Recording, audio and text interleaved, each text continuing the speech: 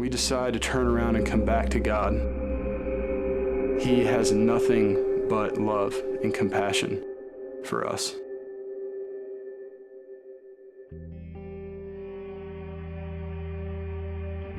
My name is Trox Greenwade, and I'm a student here at Greenwade Lodge. So how long have you been at Narrowgate? Coming up on 7 months, a little over 7 months. And since you've been here, has there been something that you've experienced that have set you free from whatever kind of bondage maybe you felt before Narrowgate or even before you knew Jesus? Yeah, when I came here and really started to read the Bible, I came across the verse that said, "If you deny me in front of man, I'll deny you before my Father." And that really struck a chord with me because I've denied him. I've been ashamed of him.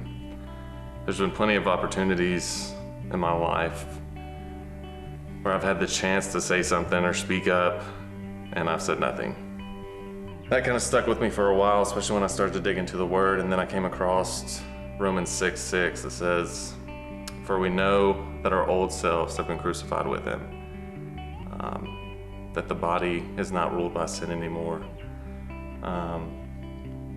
We're no longer slaves to sin because anybody that's died has been freed from sin." And so to read that and know that I don't have to carry that shame around, that guilt around, I have been set free because I do believe his son, came and died for me.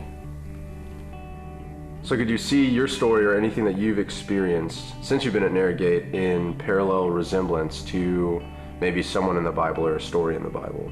I most identify with Thomas. At the end of the book of John, Thomas doesn't believe that Jesus has resurrected from the grave. I can identify with that because even when I did get saved and came to Narrowgate, I was still have these moments of where I was skeptical whether this all was true. I would just go through times where that was baffling and I couldn't understand it.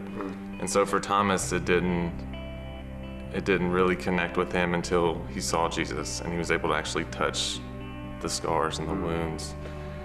And that's kind of true for me, although I, of course, was not able to touch Jesus physically, his scars and wounds. It wasn't until he began to touch my heart that this whole skepticism and, doubt, I started to see less of that and more of a confidence in what I believed in.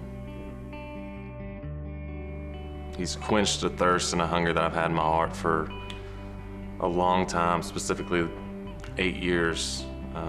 That's when things really started to take a turn for the worst. I was hopeless, and now I have hope.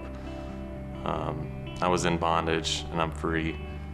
And I firmly believe that he can do that to anyone and everyone. If you're just willing to give your heart up and just give up control. Anyone who loses their life for the Lord will gain it. Anyone who keeps their life will lose it.